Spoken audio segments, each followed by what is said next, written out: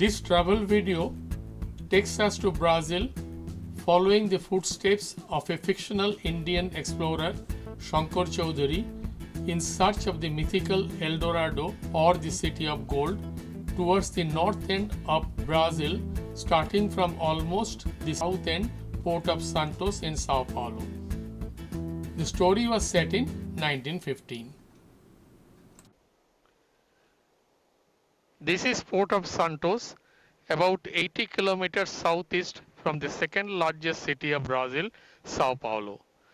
The port was built in 1864, currently the most modern in Brazil and the largest port in Latin America. The port serves as a cruise ship terminal as well.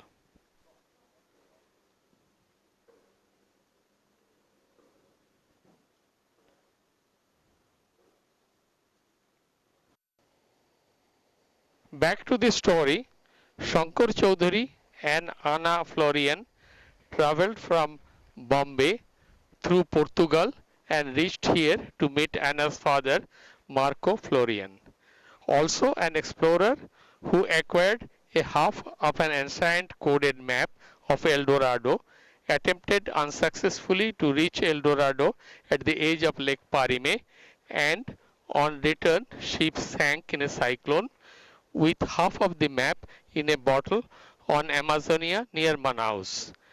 The other half remained with a tribe where the last expedition terminated. Here we meet Anna and Shankar for the first time at the port. And here is the city of Santos. This is the Gurane Theatre near the port. Anna introduces Shankar as an El Dorado exploration partner to his father, who was a pianist in the theatre. All three finally met again at Marco's house, and knowing Shankar's knowledge of Amazonia or Amazon rainforest, Marco agreed.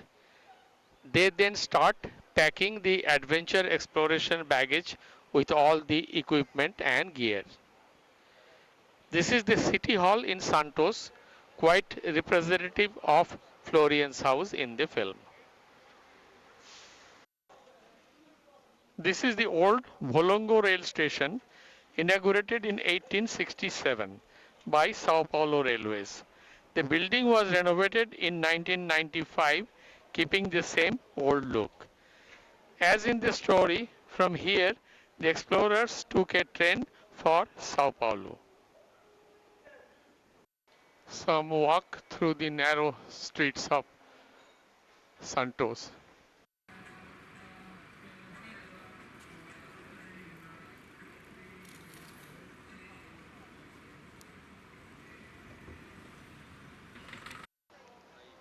This is the Pele Museum. Exhibits are shirts, football boots, balls, awards, trophies, shoe shine box, and other items of football king Edson Arnates do Nascimento, nicknamed Pele, and some exhibits.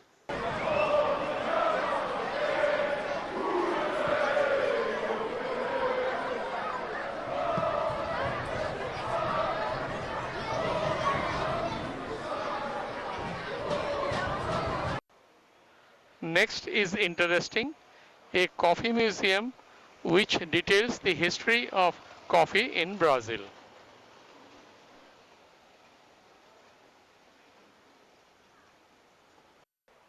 This is the historic city center, in fact a square for leisurely stroll.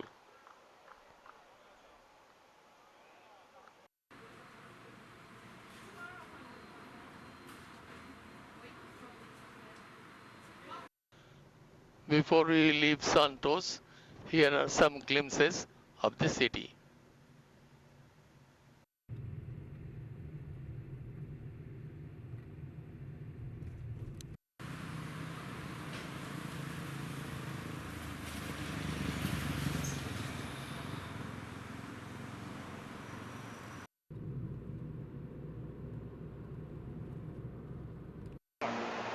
This is Luz railway station. They obviously then reached at this station in Sao Paulo. This is also an old railway station built by Sao Paulo Railways. The building was completed in 1901 and in spite of fire destructions in 1946 and 2015, the station is still in operation.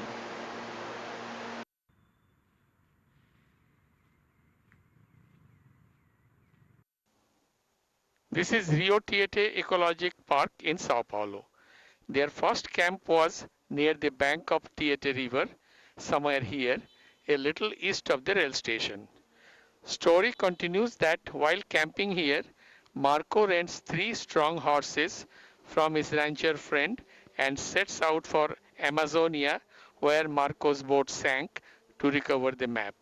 A 3,500 kilometers of daring journey. This is Tietê River.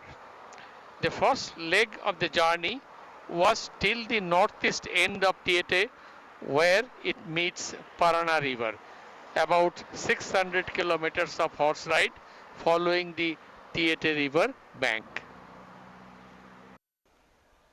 For the time being, we bid goodbye to Shankar and since in Sao Paulo, visit some important landmarks around. To start, this is Altino Arantes building at the city center, built in 1947, the tallest building in Sao Paulo and headquarters of Bank of Sao Paulo. The building has the similar look of the Empire State Building in New York.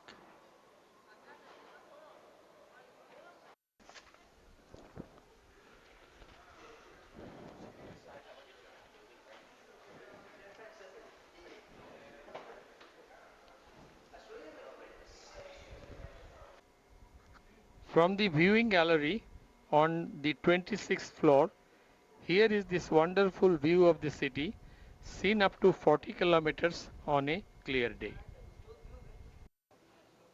The city of Sao Paulo, the financial capital of Brazil, was founded in 1554 by the European settlers during the colonial Brazil, and the name Sao Paulo came from Portuguese Saint Paul and is the most populous city in Brazil, in fact in the entire American continents, about 12 million, surpassing New York City. The city is one of the main cultural hubs in Latin America and it is home to monuments, parks, and museums as well as holds relevant cultural events. The city also hosted many sporting events such as 1950 and 2014 FIFA World Cups or Sao Paulo Grand Prix of Formula 1.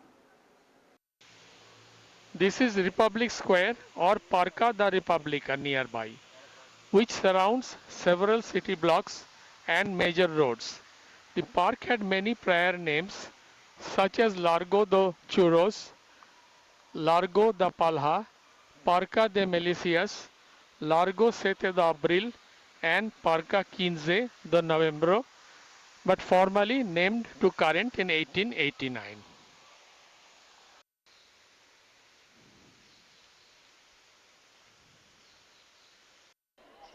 The largest building facing the park is the Casa Canteno de Campos, built in 1894 and since 1979 this building has been the home of the State Education Department.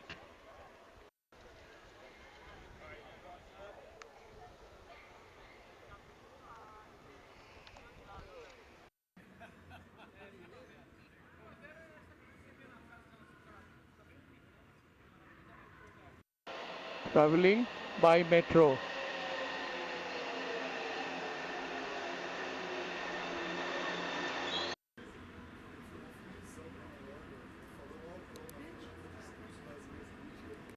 And of course on foot as well. This is Sao Paulo Metropolitan Cathedral or Catedral Metropolitana da Sé nearby and is the oldest church in Sao Paulo. First established in 1589, when Sao Paulo was a small village. This Roman Catholic church was renovated and restored many times from 1616 to 2002 till this current structure. The style chosen was Neo-Gothic, but the dome is inspired by Renaissance structures and currently it can house 8,000 people.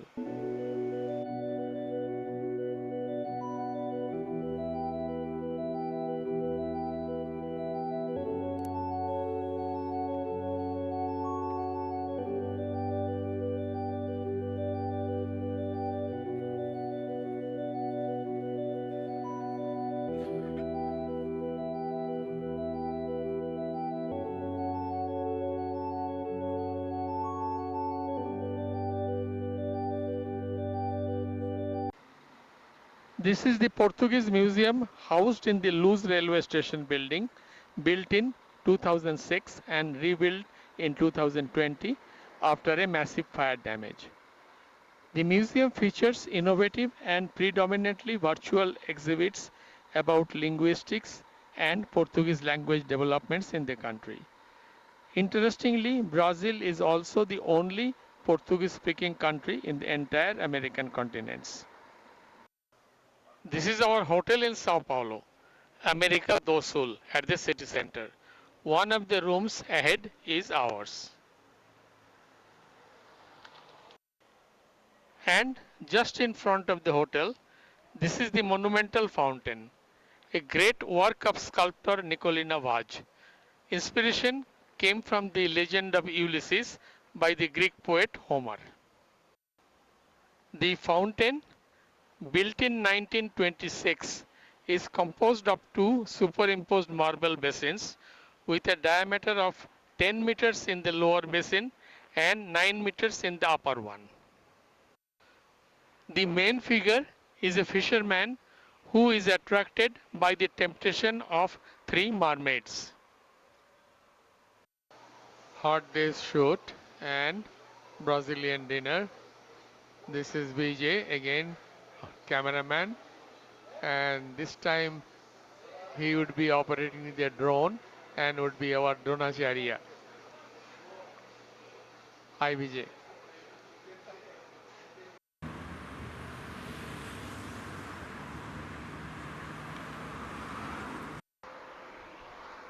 The most important is that the Tropic of Capricorn passes on the north side of the city, and there are a couple of signs and landmarks indicating the circle location. This is one of them in Ayrton Senna Road, about 35 kilometers east, and we are very lucky to be able to cross the line once in a lifetime.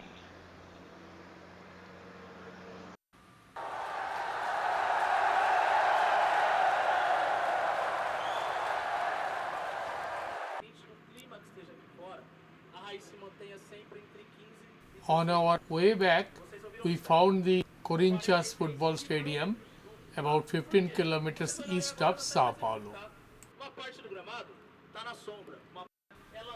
The stadium was one of the venues for the 2014 FIFA World Cup. It hosted 6 matches as well as the opening ceremony, followed by the opening match on 12th June 2014 between Brazil and Croatia.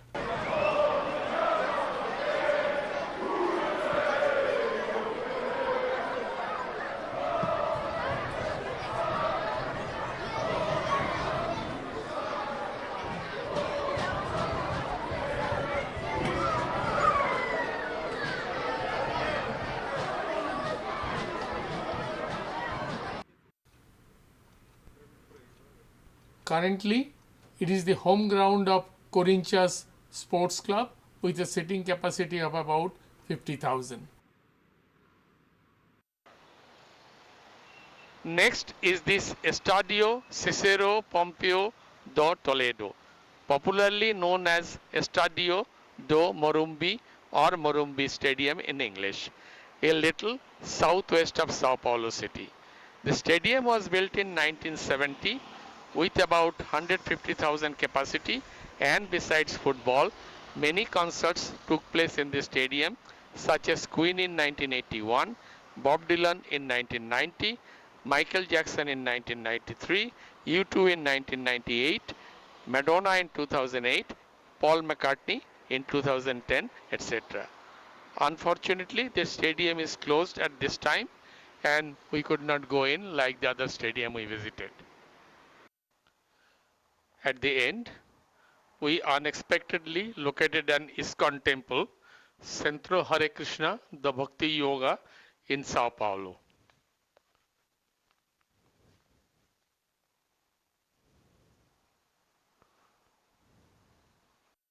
Inside the temple,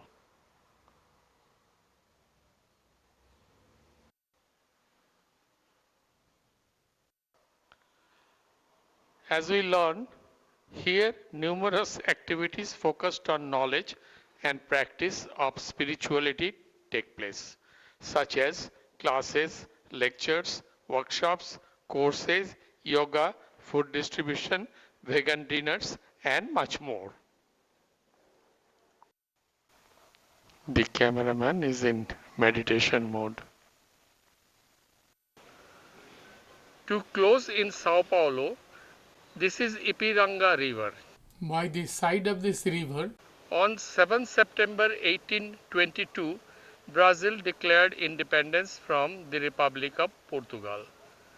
Later, around this place, a memorial park is built.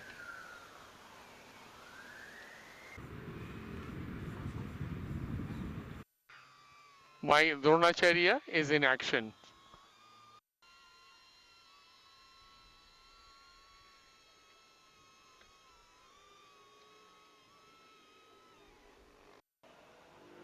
Finally, this is Eduardo and his car.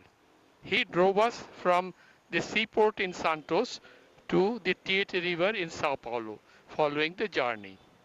Thank you very much, Eduardo.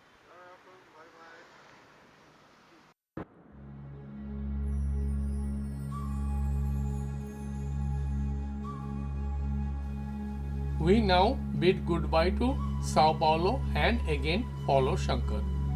The story continues that from the Parana River, they again started horse riding a 2000 kilometers journey through Mato Grosso highland and crossing wild rivers.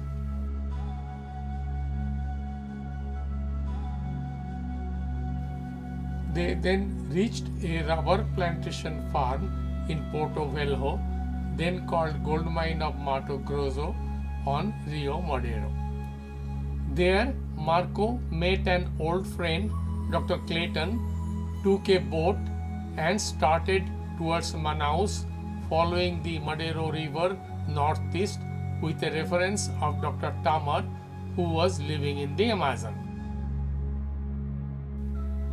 We are, however, taking a shortcut to Manaus flying. At a point, they felt they left Manaus behind on the Madeiro River. They then discarded the boat and started walking north through the forest. Finally, from a high point, they could see the Amazon River from a distance.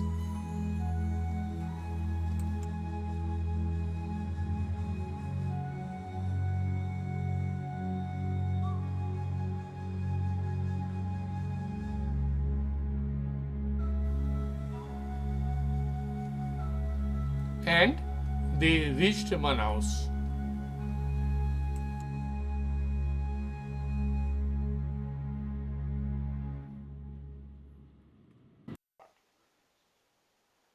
We also reached Manaus.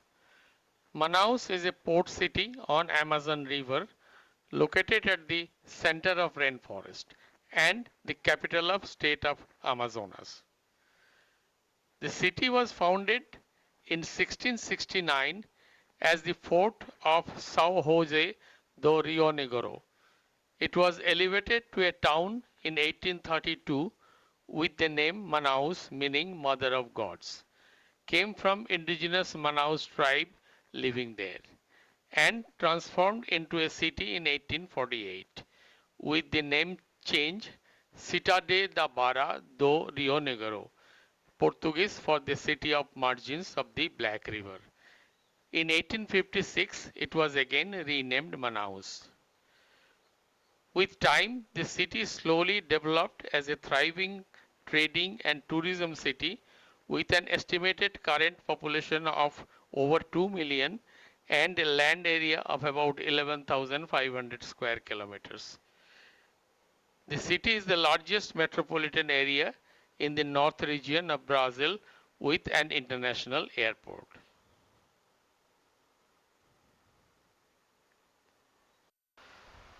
This is our hotel in Manaus. Taj Mahal Continental. Interesting. Since we are in Manaus, though unrelated to the story, we see around the city.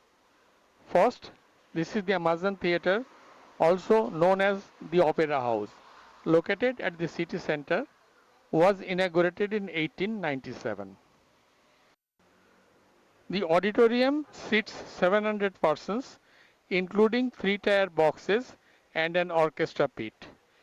This is a major venue for choirs, musical concerts, and other performances. Next to the Opera House, this is the Church of São Sebastião, locally called Parcoa do São Sebastião. This is a Roman Catholic church built in 1888 and is currently a heritage site. The church has a huge dome with a Gothic style facade and archways with beautiful paintings on stained glass telling the story of Saint Sebastian and old fables from the Bible. Unfortunately, the church is closed at this time and we were not able to go inside. Next is this Lisboa market.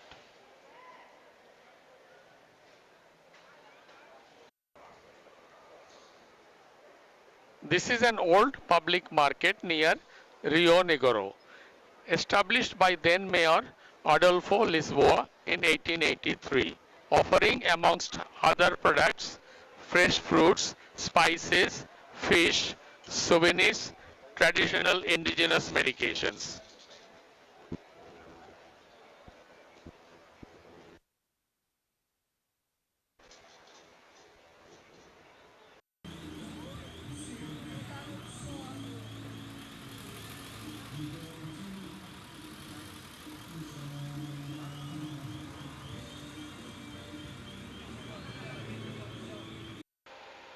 This is the municipal palace, also known as Paco do Liberdade. The building, originally built in 1871, was once the seat of government of Amazonas, the official residence of provincial presidents and governors, and in 1917 became the headquarters of the city hall. Today it houses the Museum of the City of Manaus, inaugurated in 2018 with 8 visitation rooms that portray the daily life, identity and culture of past generations. Nearby, this is Manaus Port, a river port located on the Rio Negro and an important commercial center for ocean-going vessels traveling the Amazon. In fact, it is the main transport hub for the entire upper Amazon basin. Interestingly, in the area around the port, besides shipbuilding industries, there are manufacturing industries of soap, chemicals, electronics, etc. for easier shipment. And the first supper in Manaus, naturally fish platter with local beer.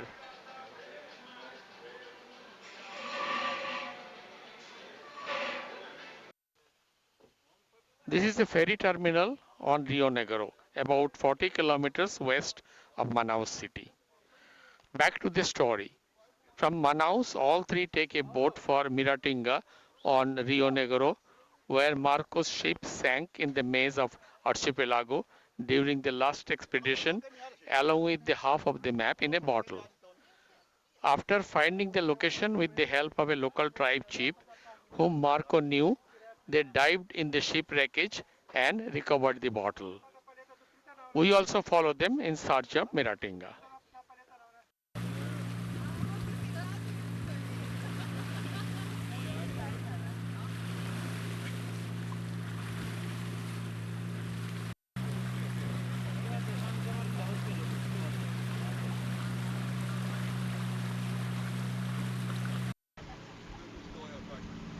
We look around further. This 70 kilometers long and 30 kilometers wide Anavilanas archipelago formed by 400 islands with a breathtaking scenery of black water.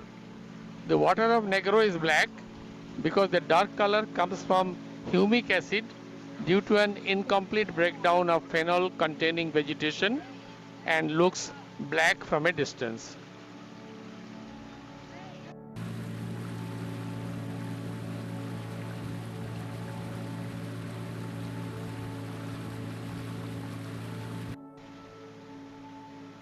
This is the second largest archipelago in the world and the largest in freshwater. About 300 species of fish, 50 species of frogs, 20 species of lizard and 20 species of snakes can be found here.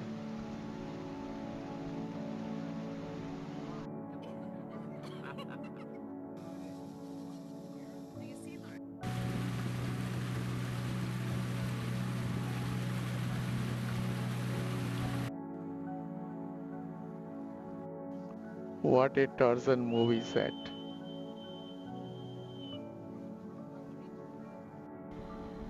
Wow, wow, wow. The great Rio Negro and the great Anavianas archipelago.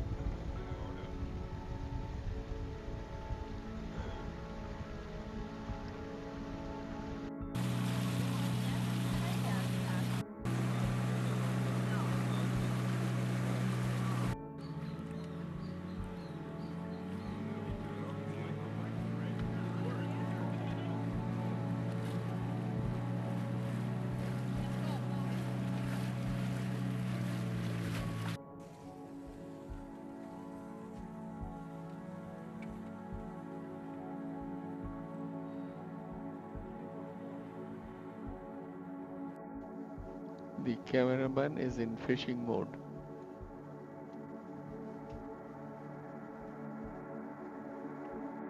Now in swimming mode in Rio Negro, a rare or rarest opportunity.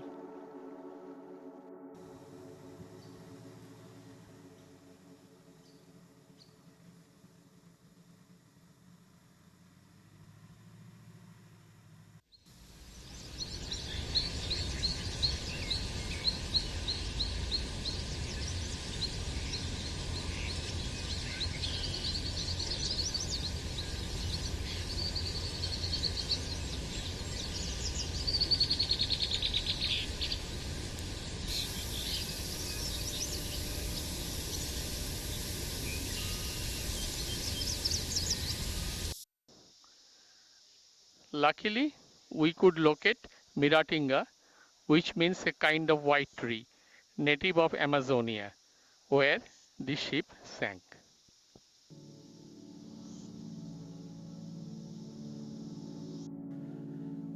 The explorers then continued northwest along Negro and navigated about 400 kilometers towards Barcelo to meet Dr. Tamar living on a houseboat there. This is Francisco, our tour guide. He will explain a little bit about the El Dorado myth. Okay, the Eldorado, it was a supposed tribe existing in the Amazonas that is every useful, every utensilious it was made by gold. Many explorers departure from Peru, going down to the Solomons River, getting to the Amazon River in direction to the Atlantic Ocean, trying to find the El Dorado. but we never uh, be sure that this tribe existed in the Amazonas or not. But because that, the first person to cross in the Amazon looking for the El Dorado, it was Francisco Orellana in 1542 that he came down to the Peru, down to the Solimões and get into the Amazon River. And because of this trip, he founded one tribe that until today we don't know if it's true or not that existed the Amazonas girls. He wrote on the book that he found that the boat it was attacked by uh, one tribe that it was very similar of the Amazon girl that comes from the Greek mythology. And because of this history, it was created in the Amazon the Amazon legend that it is that a tribe of women that kidnapping the men from other tribes to reproduce. And then after they feel that it was pregnant, this is a good part. Then the bad part is because after they get pregnant, do they catch the man and sacrifice. When the baby is born, if he's a boy, they be sacrificed too. Only survive if he is a girl. Okay? And this is the history we have in the Amazon. That is the Amazon legend. Thank you very much. Thank you, Francisco. Lado a lado com o rio Amazonas. E livre Solimões. Solimões é Amazonas. Como eu vou explicar a diferença? Nós vamos visitar uma família que cria um peixe primitivo, peixe pirata. Before we leave Manaus to follow the explorers' adventures, we also explore Amazon more for our adventure. From Manaus ferry terminal, we take a ferry towards the most popular Rio Negro and Amazon confluence, where the black water from Negro meets the Iolo River from Amazon. And what an amazing natural phenomenon of the rivers. Next stop after this.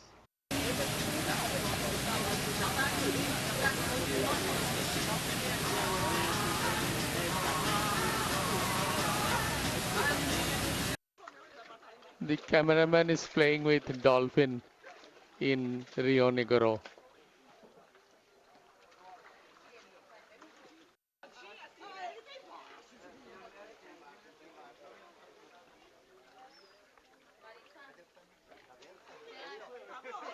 Wow.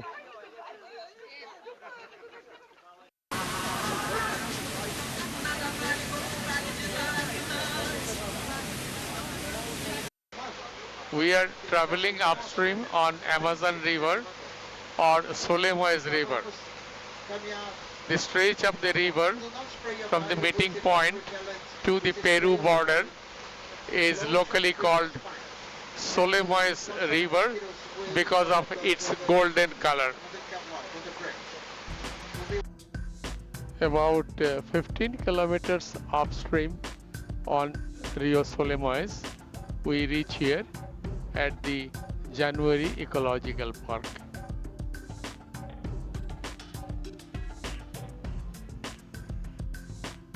Little forest walk.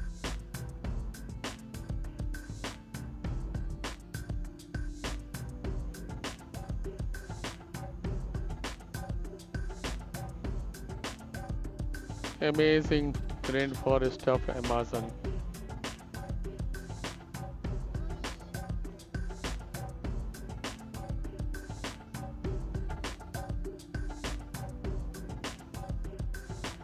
And Amazon's famous water lily.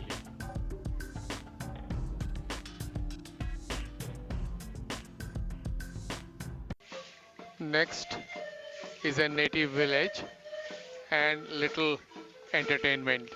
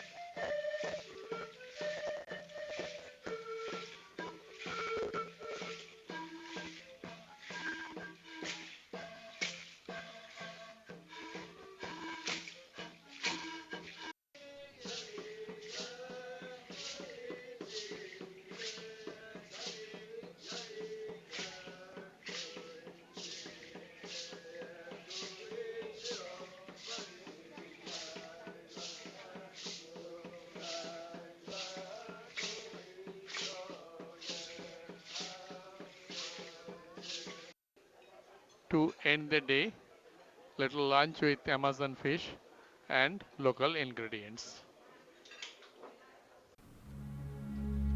While the team travels on the surface from Manaus through adventures after adventures, we again take a shortcut by air, following them to reach the El Dorado vicinity. The story goes that after meeting Dr. Tamar, the explorers started for São Gabriel on a raft with a photo of Dr. Tamar, but on the way they reached a waterfall and lost the raft, and continued on foot to reach a tribe village near Rio Guapes, also known to Marcos. From there, they again started their journey on a canoe through many rivers and finally through Rio Kawaburi to reach the base of Neblina mountain. When they halted for a night in a barren house on shore, a huge anaconda killed Marco. Shankar also killed the anaconda, and after killing the anaconda, Shankar and Anna continued on foot towards the Neblina mountain and spent the night at the Boca do Tucano forest. They then started climbing Neblina through the highland forest and Coya Bixi waterfall and sighted the peak from a distance. They continued further following the map, but on the way they were captured by a Yanomami tribe, and when they found the photo of Dr. Tamar in Shankar's pocket, the chief gave them the other half of the map with a mountain sign on the south of Lower Orinoco River in Guyana Highland. They finally started their journey on a canoe to Terra Incognita, which means unknown land, through an unknown river which could take them to the mythical Lake Parime and eventually El Dorado. We, however, reached Boa Vista, from where we travel by road. About 650 kilometers from Manaus, this is Boa Vista, the most populous city, about 500,000, in Brazil's northernmost state, Roraima, and about 220 kilometers from Venezuela border. Boa Vista means good view, and the city was established in 1890. The city is by the side of this beautiful scenic Rio Branco.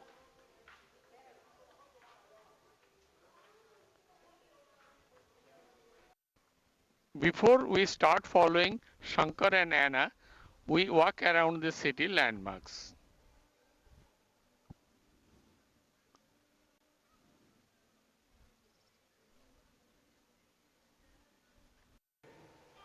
The first is this Orla Tomanan, which is a vibrant waterfront promenade located along the Rio Branco.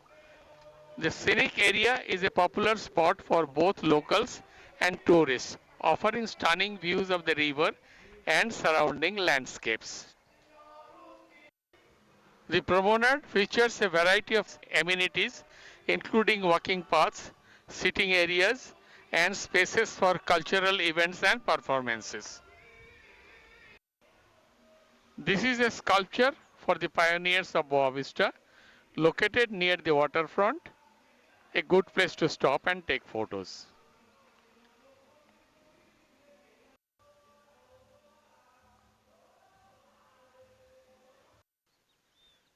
Next, this is Miners Monument at the city center and pays homage to the garimperos or gold miners of the Amazon. It was built in 1970.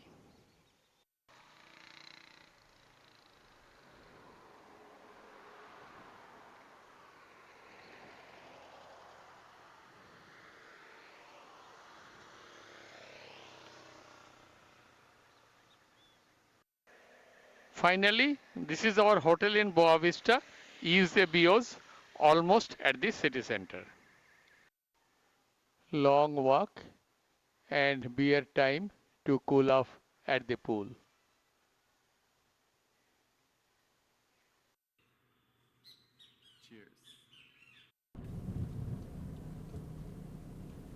Back to the story. We are now following Shankar and heading towards Parime Lake Meet on Road 174 towards Venezuela border.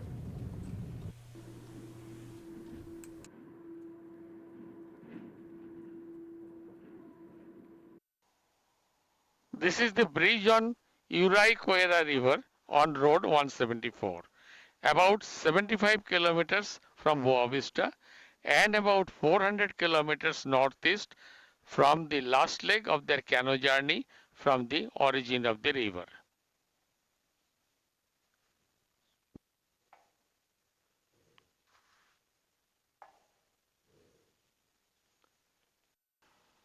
The tough canoe journey from the unknown river takes Anna and Shankar east through Parima River, Uraricuera River, and then enters Parime River from the Uraricuera confluence about 35 kilometers east from here to continue canoeing north.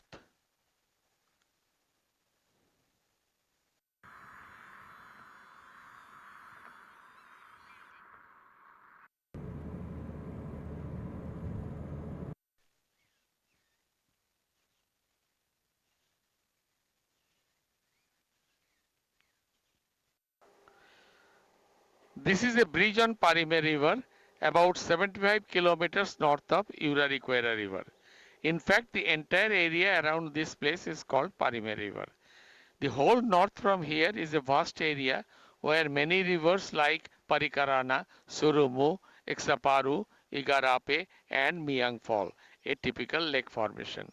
In fact, the existence of Lake Parime still remains a myth, but some researchers propose that seasonal flooding in the area may have been misidentified as a lake.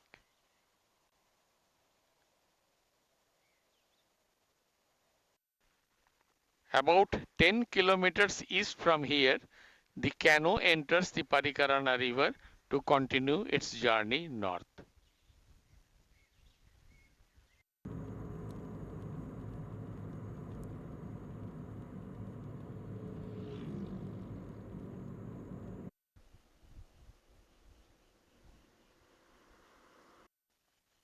This is a bridge on Parikarana River, about a further 15 kilometers north from Parime. North from here are vast savanna areas with river streams, rocky plateaus, and canyons. Could be once upon a time mythical Lake Parime, and from here, Anna and Shankar cannot further north following the map through the Parime maze, completely lost as to where to go. From here, the entire savanna of Parime can be seen.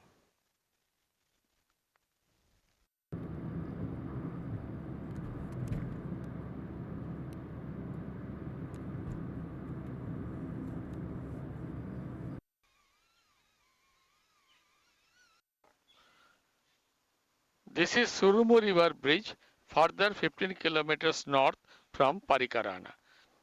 The story narrates that the canoe further takes Anna and Shankar through unknown canyons further north to a mystery location, and somewhere they eventually find the city of gold El Dorado after a journey of about 6,000 kilometers from port of Santos. While the existence of El Dorado remains a myth, some theories, including those by researcher Roland Stevenson, suggest that remnants of El Dorado might be found in the extreme north of Brazil, specifically in the state of Roraima. Interestingly, Sir Arthur Conan Doyle's Lost World location, Mount Roraima at the Guyana-Venezuela Brazil border, is only 100 kilometers north from here.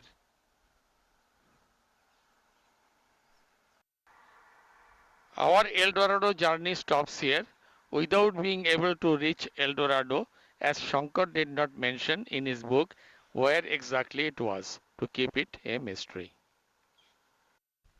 Finally, to share a secret, today is my 80th birthday at the approach of El Dorado in Brazil.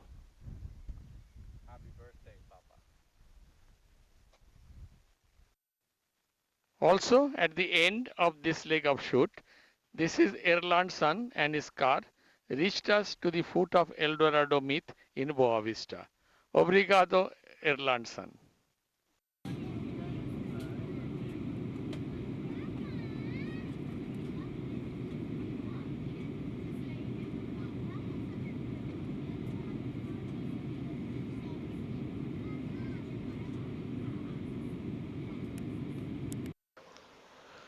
Whereas, after the expedition, Anna returned home with Shankar in Santos and finally bid goodbye to Shankar for his voyage to India from port of Santos. We returned to Manaus again after completing a south to north journey of around 5,000 kilometers for our voyage home.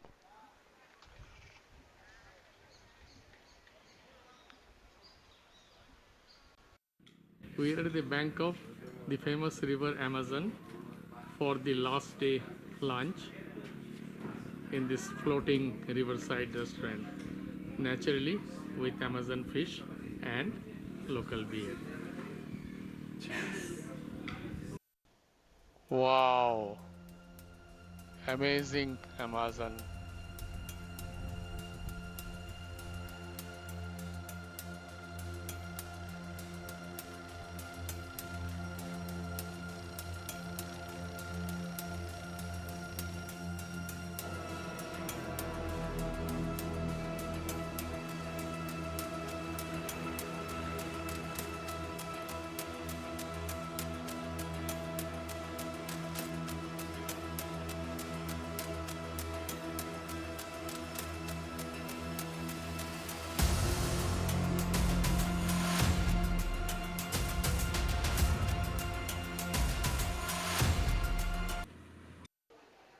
This is Binoy Bala and cameraman come Dronacharya Vijayant, Megalith Video, signing off from Brasilia Airport Lounge, Brazil.